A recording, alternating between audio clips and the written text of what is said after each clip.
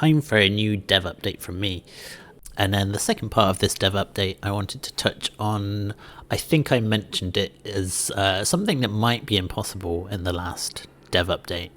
And that is, this is going to get a bit technical, but some of you will know what I'm talking about. Way back when, and I think there's a dev blog on this, I decided to make Shadows of Doubt in Unity's high definition render pipeline, which at the time was brand new and it was really fancy. It had loads of really fancy visual effects and lighting, and it looks really good. It's the main reason the game can look as good as it does, especially in regards to volumetrics and fog and stuff like that.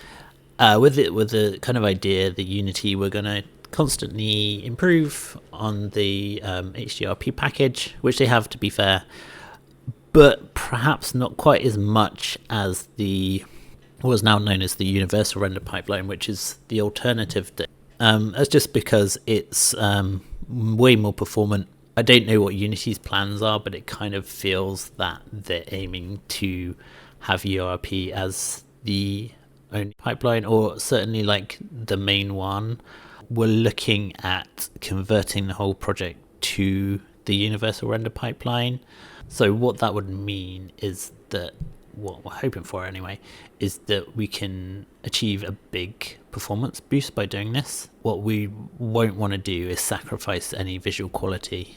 So what we're looking at doing is basically giving it a go, seeing where we end up, seeing what we can replicate in URP, hopefully making it as close to HDRP as possible. What I think is most likely going to happen is this version will sit on its own Steam branch that you'll be able to access if you want to basically choose performance over visuals. In an ideal world, we'd have the new URP version look every bit as good as the old HDRP version. And if that's achievable, just have that as the default Steam version, and even on other storefronts as well. So we're going to see where we end up on this. We're going to convert the project to URP and then see how good we can make it look.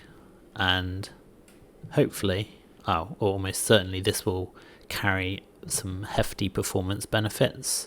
If for whatever reason it doesn't, then we'll put a stop to this, because there's just literally no reason to do it. So to sum up, we are looking at quite a radical revamp in terms of the rendering code to make it more performant. It won't touch any gameplay code, by the way. Like, it literally won't change any gameplay. It's just purely graphical. And yeah, we'll see where we end up. Hopefully we can eventually get a really good performance boost out of the game.